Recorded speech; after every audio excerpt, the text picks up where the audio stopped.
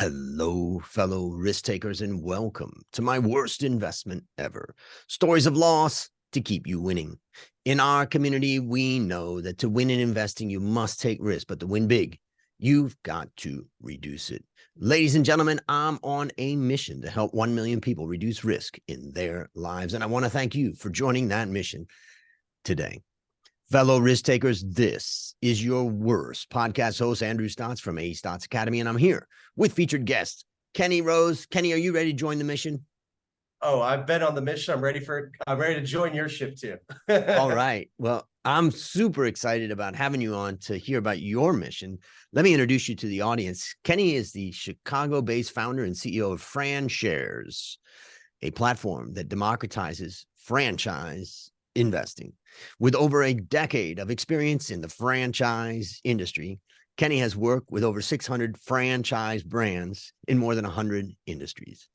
He is an expert on franchise evaluation and has helped individuals identify the best ways to deploy capital into franchise ownership to maximize return on investment and operation.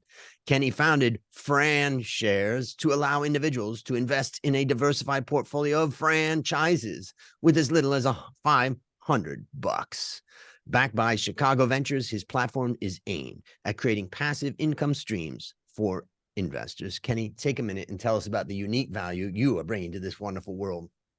Thank you so much. Well, amazing introduction as always, and very happy to be here.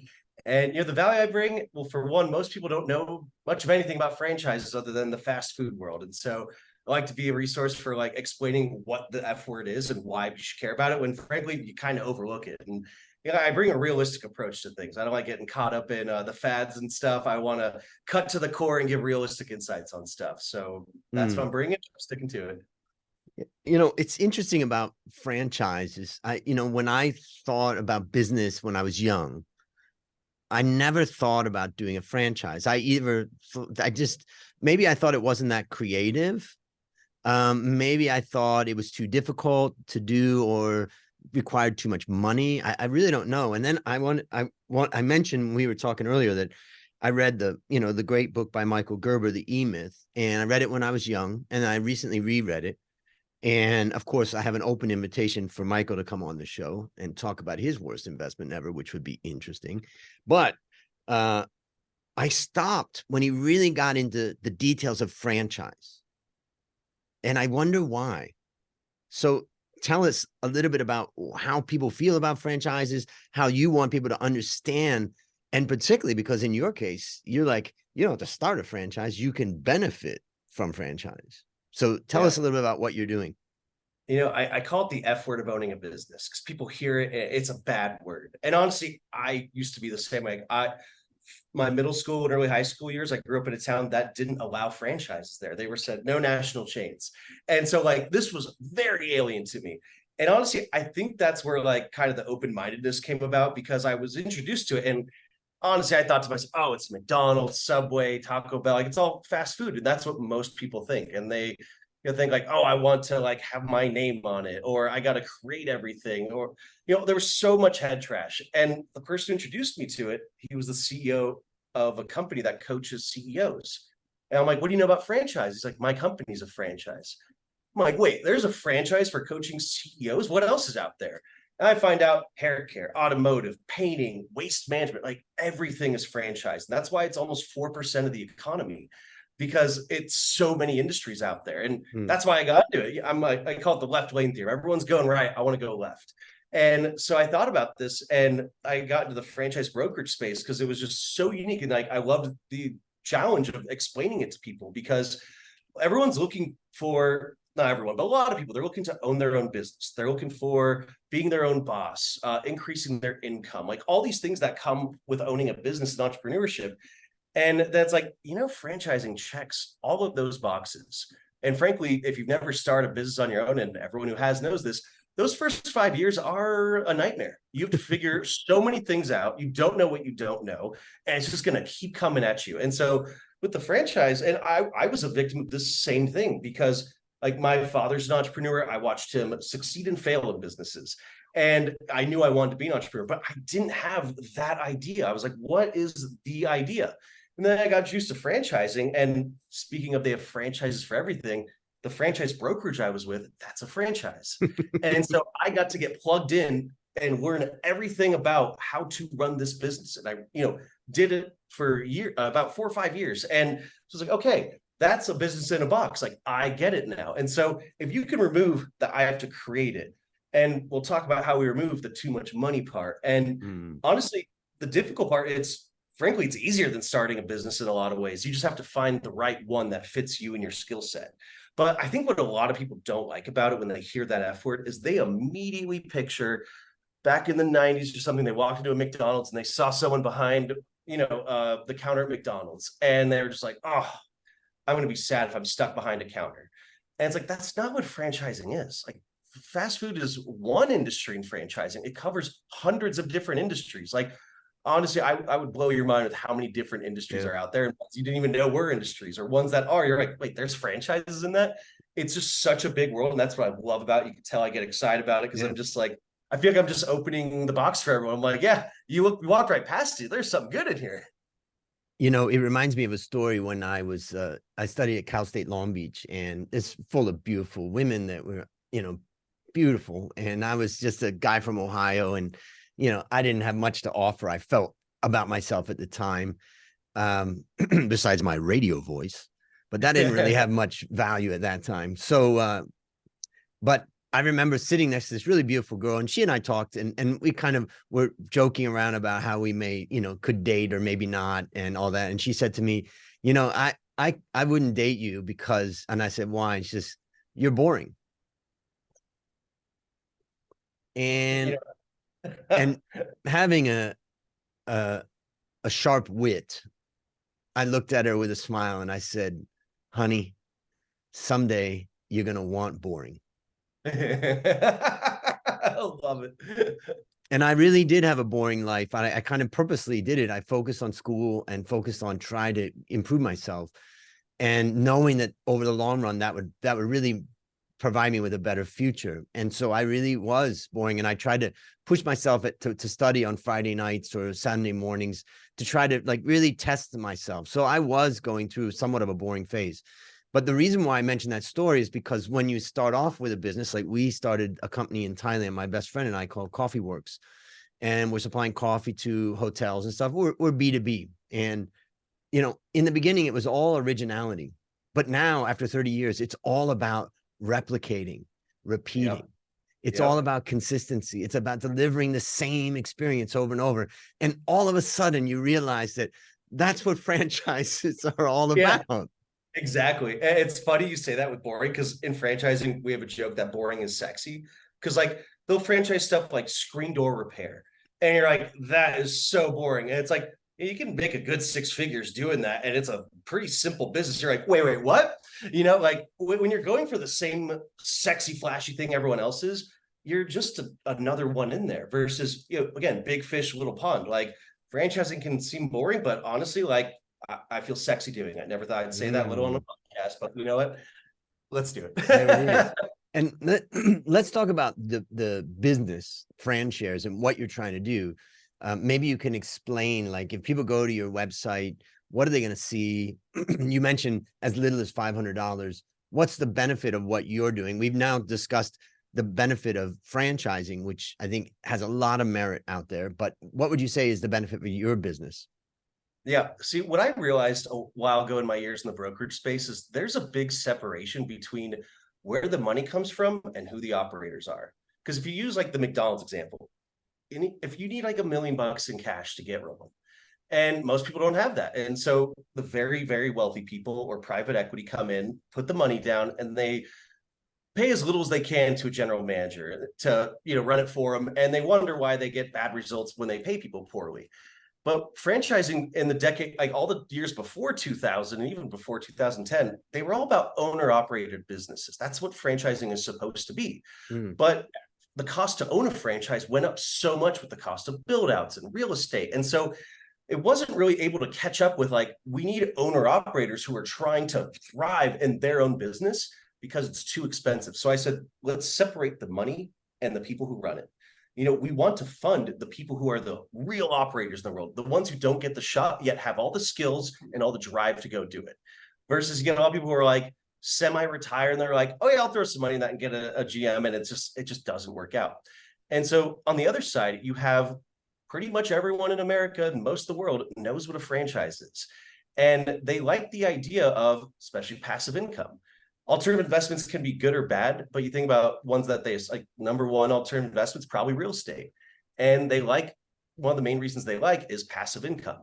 And you look at what other passive income instruments are out there, especially ones that you can actually understand as a general investor.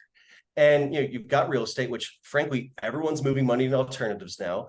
So that's why you see institutional investors going all the way down to single family homes. So you're trying to compete with institutional money, and you're going to not see the returns that you did in the past. Versus, in the franchise world, it's not as easy as you build it and they will. Well, a lot of people like to think it's you build it and they will come. And so you need a good operator.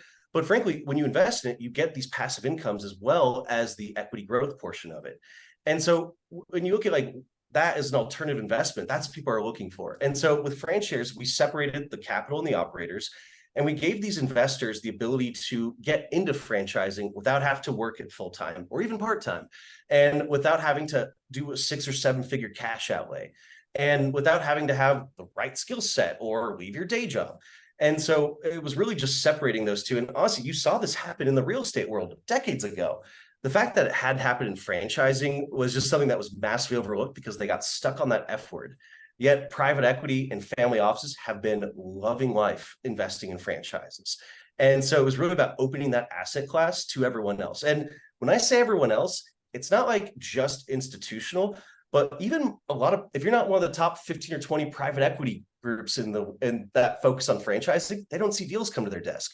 Family offices don't see deals come to their desk. And especially even like your accredited or non-accredited investors, they don't get the opportunity. So honestly, it just seemed like a natural thing to happen. So explain what happens if let's say someone puts in $500 or $10,000 or whatever it is into FranShares. Are they buying into one specific franchise, or are they buying into a pool of franchises? And how does it work? Yeah, so I'll tell you how it works now and how it'll work later too. Because starting off, I realized most people don't know much about franchising. And so having them pick individual ones is like sending a high schooler to go pick stocks. You're like, maybe you'll get lucky, but you don't know what you're looking at. And so to get started, we created a diversified portfolio. So it's diversified by industries, diversified by geography, and diversified by brands. And so, I want to show people the width of the franchise industry getting started. And so we did one of the still top 10 fastest growing food franchises, one called Teriyaki Madness, which our leadership team is amazing. The growth is incredible. And honestly, when you look at what the competition is for fast food or even quick service Asian, most people can't tell you one outside of Panda Express. But that's food. And still a lot of people will have extra head trash about food, but yet that's what they know franchising for. Right. Then on the other side of the spectrum, I love the boring, unsexy industries. And waste management. Like the other one in the portfolio is called Smash My Trash, and it's so simple yet so great. You think about anything in the commercial space that's got like construction, manufacturing, distribution. They've all got those giant open top dumpsters. It costs a ton of money to haul that off to the dump every time. So Smash My Trash drives this giant rig with a 2-ton drum with teeth on it and mashes everything down. So you can keep filling it back up again. Less trips to the dump, saves you money. So simple. But you wouldn't have known that was a franchise, let alone that was an industry. And so we wanted to take some takeout, some trash, and that's why we call it the TNT fund. And little pun, I wanted to hope it's explosive results too.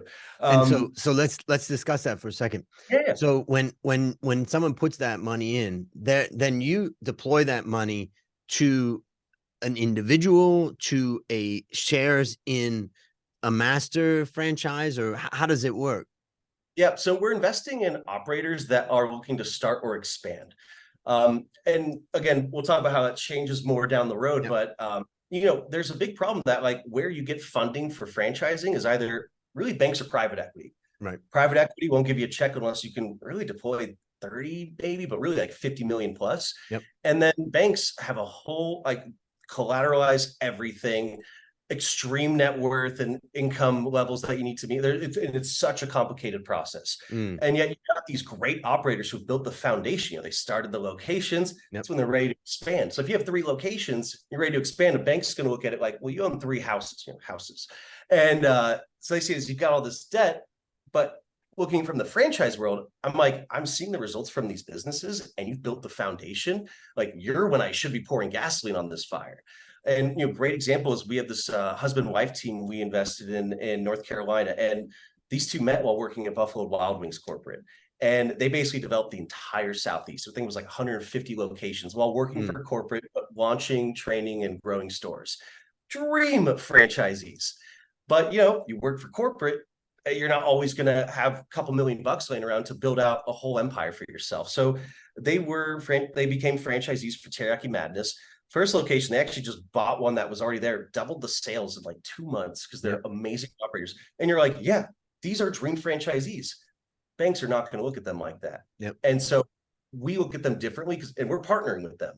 And so when you invest in the portfolio, you're investing in all these different operators who have the track record, but really the system isn't working for them. And just let me just ask you about that. So let's take this couple as an example, and they say, like, we want to expand to 10 locations, let's just say, in our first phase.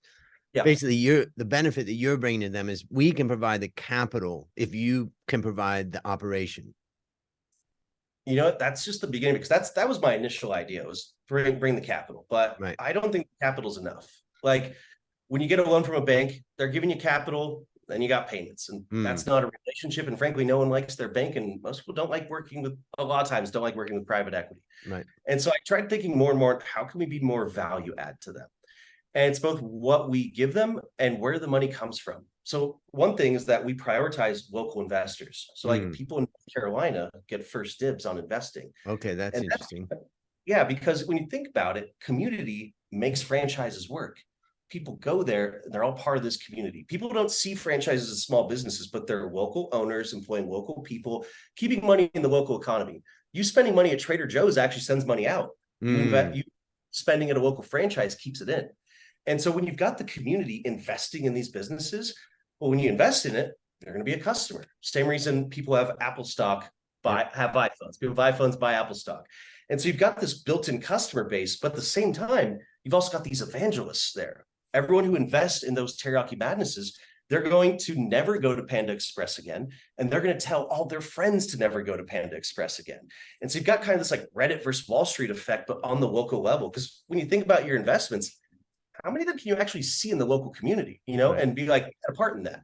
Even when you invest in real estate, a lot of times it's not in your city, not in your state. It can be thousands of miles away. And it's just a line item in your portfolio. But there's something to be said about something that makes money, but also you can point to it and be like, I'm a co-owner in that.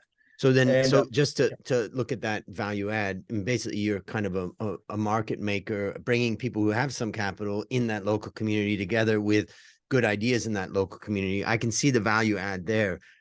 What my question is are you just matchmaking them and then they're investing in the individual franchise operations, or are they're giving that money to you and then you're managing and then you're having an ownership in the individual franchises, or are you setting up a master with that couple so that just gets access to all of them, or how does it work?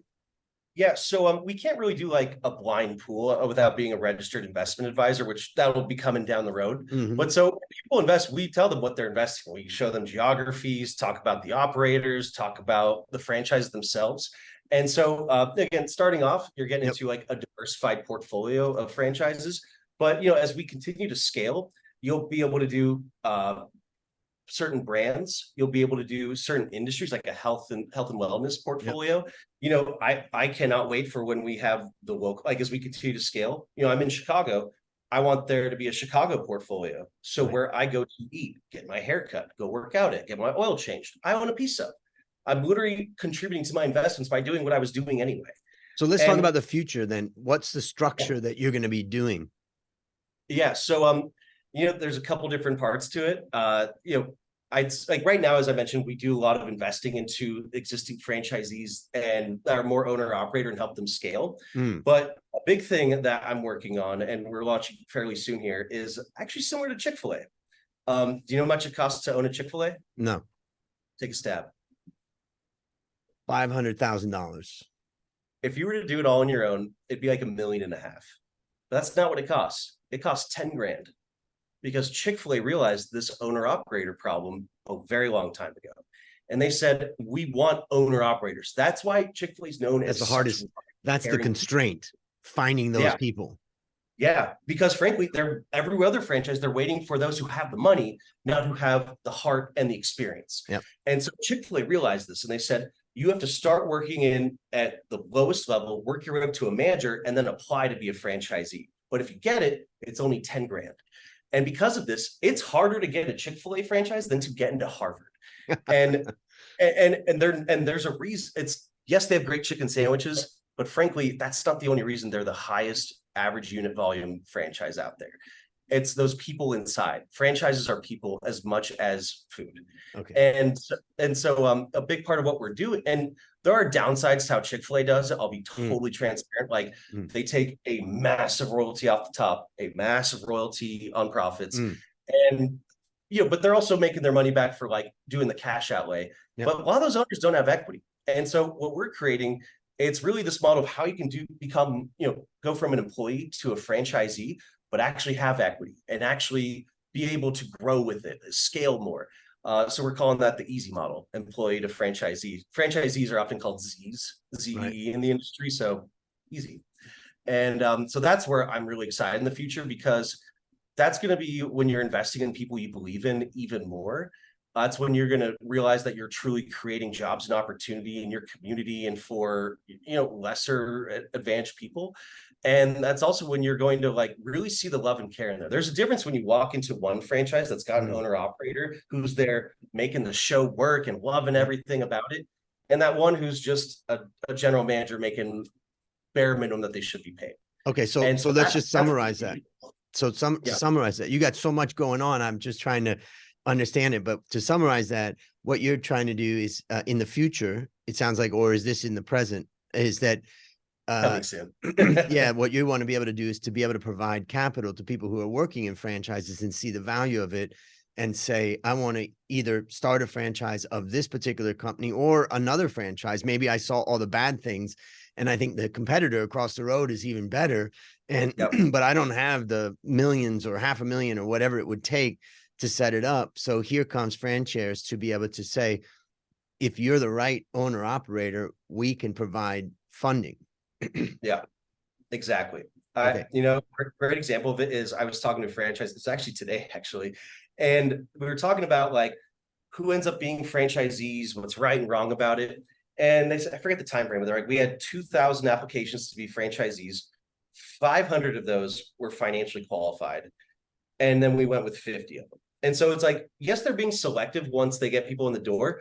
But I see it as you left out 1,500 people because they didn't have enough money. Yep. And frankly, they were all saying how a lot of those like 500 to 50 that they were talking to were like billionaires and private equity groups. And do you think those people are setting foot in those stores? And what do you think's better for a store? An owner operator inside or a check writer outside? That's the base of it. And so this is going to change franchising, in my opinion. But I'm also heavily biased. Yes, we accept your bias. Well, there's so much more that I want to learn about. And so I think for all of us, just go to franshares.com to learn more about it. And maybe we'll have you back on to talk more about it in the future. But now it's time to share your worst investment ever. And since no one goes into their worst investment thinking it will be, tell us a bit about the circumstance leading up to it and then tell us your story. Yeah. So this is not long after I graduated college. I actually went to San Diego State. So we got that Southern California. And I became a financial advisor at Merrill Lynch up in San Francisco. And, this actually followed my best investment ever, which is hilarious. And also it was also part of the problem.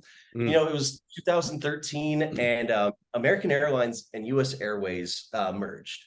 And the Justice Department challenged the merger in fear it was a monopoly and both the stocks just plummeted. what was it, US Airways, I believe, was AAMRQ at the time, Mm, went from like 250, I think, all the way down to about a quarter per mm, share. And my older brother is a pilot, and I mean, he did ground school for aviation when he was 13, like lives and breathes that industry. And so I learned a lot from him over the years. Also knowing that they challenge every merger and that they always get allowed. Like they kind of have to challenge or else everyone's going to try and do whatever they want. And so I threw every nickel and dime I had at that. And then the deal went through and the stock went up to $12. Or yeah, that one went $12. And then the other one was like between American Airlines and US Airways. I went on both. mm. The other one went up like to $23, I think. And so it was my first year out of college, and I was like, hey, let's see what I can do. And absolute home run. Like I honestly, I wish I had more trades like that these days when I had more behind me. But so I'm feeling very proud and like live my Merrill Lynch life in San Francisco, and I'm excited for like my next big one. And then I was talking to another financial advisor friend of mine, and he says, have you heard of AMD? And I said, no, I don't. Tell me more. And so I started learning about the world of processors and Mm. microchips. And I'm just like, this is all very fascinating. I don't understand a lot of the words that you're saying, but also I knew that they were very good at what they did. And so, I bought it when it was at like $4. And then maybe like a year later, it went down to 250. I'm down like 40%. And I'm just like, mercy, I'm out. Like, I can't believe I did this. And but in addition to losing that, another reason it's the worst investment is because if I had held that today, do you know what AMD's trading at now? So, okay, remind us, what did you buy it at?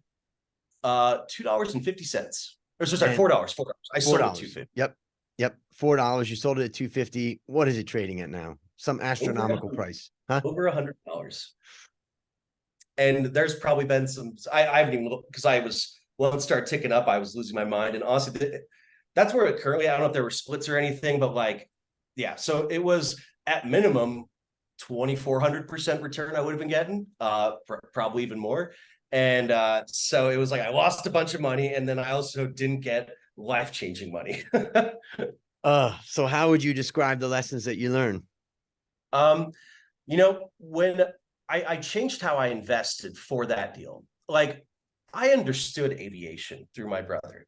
And I also really like, again, I like going to the left lane when everyone's going to the right.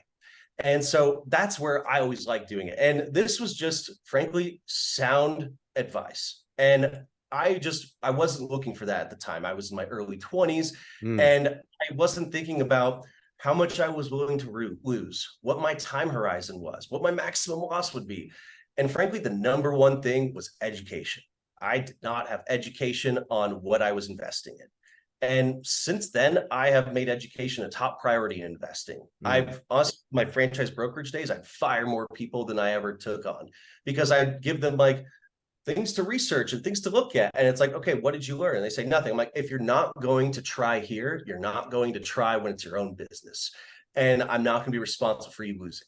And mm. so, it's be educated, pick an investment style, stick with it, and things that you don't know, outsource to those professionals that know those spaces better. Yeah. It's maybe I'll summarize a couple of things I take away. I mean, I love the idea of, improving ourselves. And I had a guy I worked with many years ago that like he would just stay up at night after work trying to figure out a problem that we had at work. And he would basically come in the next morning and go, I figured it out. And here it is. I did some coding or whatever. And once I saw that guy, I said, I just want to work with this guy for the rest of my life. So he and I have basically been business partners for 25 years almost, or Wow. 20 plus years. I love And that. just as much as my other business partner, Dale, in the coffee business, this guy this time man in the finance business is like that. But the idea of the passion for learning and figuring things out, I think it's such a critical thing. And if you don't have it, you really need to stop and think, come on, how are you going to start to build the habit of learning? So that's the first thing I take away. The second thing is that, if you mentioned that you didn't think about your time horizon. So let's think about that for a young person listening to this right now. you're 20 years old. Let's just say you're 20-ish, you're just out of school, you get a good job. You want to retire when you're 60. Your time horizon is 40 years, but it's not 40 years. You don't want to die when you're 60. You want to live a happy retirement till you're 90. That's another 30 years. We're talking about 70-year horizon. And so the best solution for a young person is to build a diversified portfolio, either of individual stocks, which is difficult and is a full-time job. And you've got to have the right number of stocks so that you don't just match the index, but not enough, not too few that you risk all your capital, or just buy an index and realize that the most important thing that a young person can do at that age is the contribution of the money into the index. And say, my goal is to get $100,000 into an index fund that is the whole market or the whole world. There's a fund like the VT fund, a Vanguard fund, that owns almost 9,000 stocks around the world, and that set your goal of getting 100,000 in there before you even start thinking about picking individual stocks. And that 100,000 at the age of 20-ish is going to grow to be multi-millions by the time you get to 60. So that's my big takeaway. But anything you would add to that? Yeah, we actually did we created a port with YouGov talking about the same type of thing. And we were trying to see what people's time horizons, what they look at. And it was really interesting because it wasn't entirely what you think. Young investors, like, people tend to have, I'm trying to pull up, I can think of some of the figures here in a sec. I learned to pull up the report because we went very in detail, and I like the highlights. Don't like to misquote either. But let's see. I'll pull this up in a second. But it was basically like how much, like, younger investors had much shorter time horizons than you thought, and it was baffling because, like, like, classic financial advising is that, like, yes, you can have higher risk, but you should have higher, longer time horizons. And their idea was, well, I can have higher risk, but I need a shorter time horizon. And honestly, a lot of it is that people want to be rich now, and they don't want to be patient and wait. You get rich fast does not work for people. You get rich slow, and you laugh at those who are running, And so it's really interesting how, like, their time horizons just don't align with what they should be, because it's not the same age as it was before. I think because, like, a lot of things have gone up so much, like buying a home is so impossible in some of these markets. And so they're like, I can't do it with my income. I need to make it up in other ways. So it's really interesting. And part of where, I don't think you can educate people until you've been educated first. And so we want to get educated on that side of things. Like, where are Gen Z and millennials and every other generation, like, what are their time horizons and why do they think that way? What are they aiming for? And so I don't like to tell people what to think. I like to understand what they're thinking and see if it works for them, But yeah, it's really interesting. Yeah. So based on what you've learned from that particular story and what you've continued to learn, what's one piece of advice or one action that you'd recommend our listeners take to avoid suffering the same fate? Do not invest in anything you have not become fully educated in. That is so important. Like, people ask me all the time about, like, returns on FranShares and all these things. And I'm like, go get educated first. It's like, if someone started asking these basic questions on stocks, it's like, whoa, back up. Do not invest in anything until you know what you're doing, or you can learn about it. Like, people try investing in real estate to get rich quick, and then they lose all their money because they didn't get educated. They read a headline on, like, how this can work. And yes, it's like, honestly, to me, we're building a new asset class. And I've always been a very ethical person. And I think we will grow this to be the biggest thing by continuing to do so. And so I tell people, like, don't invest everything you can into one offering. Spread it, be educated and spread it across multiple ones, be diversified, because I don't want you to come in for one big investment. I want you investing for the rest of your life. And so, like, becoming educated in that. And that's one of the reasons I love franchising, because, again, people don't know all this about it. Franchising is regulated by the Federal Trade Commission. And so every franchise has to publicly disclose everything about themselves: leadership team, finances, how much it costs to start a location, what they can make, if there's lawsuits against them. All of this is publicly available. And we like to make sure people can see it. And like, when we talk about projections and stuff, yes, I think our operators will do better than other ones in the system, but most of these franchises, they're able to show what their like average returns are, high end and low end.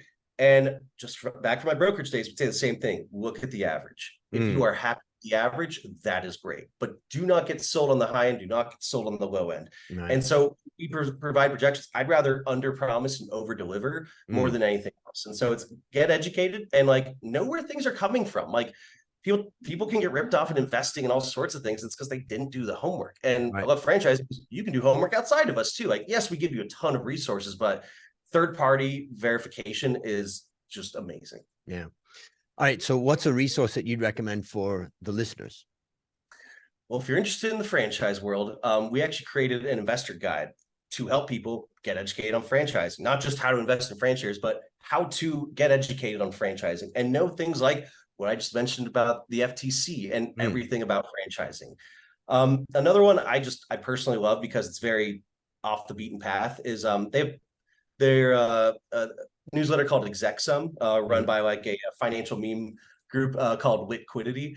They make it fun and they're very educated. And it's just a lot of like great info and a great digest to keep you at top. So if you're not diving into literally everything, you still get Wall Street people who are giving you such great advice. And these people, I mean, it's all the insiders that are sharing stuff with each other. And so like you hear about layoffs that are coming at these companies too. Like everyone talks and now it's like a great place to listen to. What is that called? So the influencer's called Liquidity, LIT Quidity. And then they have a newsletter called ExecSum, like executive summary. Okay, got it. Summary of the summary. Perfect. Okay, I'll have that in the show notes. And the resources on FranShares? Yeah, so obviously you can go to franshares.com, but I will send you a link that you can post in the show notes on that where to grab that education or investor research guide. Fantastic. And last question, what's your number one goal for the next 12 months? There's so many goals, but really it comes down to what we're doing with FranShares. Like I had the idea for this 7 years ago, probably, and I've been planning very patiently to get here. And, I want to bring on another 10 plus franchise brands, but the real goal is to get us to 100 million in gross investment volume on the platform. That is my goal for the next 12 months. And believe me, I will hit it. Sorry, we will hit it. My team is amazing. I can do nothing without them. Well, listeners, there you have it. Another story of loss to keep you winning. Remember, I'm on a mission to help 1 million people reduce risk in their lives. As we conclude, Kenny, I want to thank you again for joining our mission. And on behalf of AE Stotz Academy, I hereby award you alumni status for turning your worst investment ever into your best teaching moment. Do you have any parting words for the audience? I mean, there's so many people I'd like to thank, but you especially. I couldn't get this award without you. But parting words is keep an open eye. You never know what's good until you research it. And I think people like to hop on ball that's already rolling instead of rolling up their own. And that's a wrap on another great story to help us create, grow, and protect our well fellow risk takers. Let's celebrate that today we added one more person to our mission to help 1 million people reduce risk in their lives. This is your worst podcast host, Andrew Stotz, saying, I'll see you on the upside.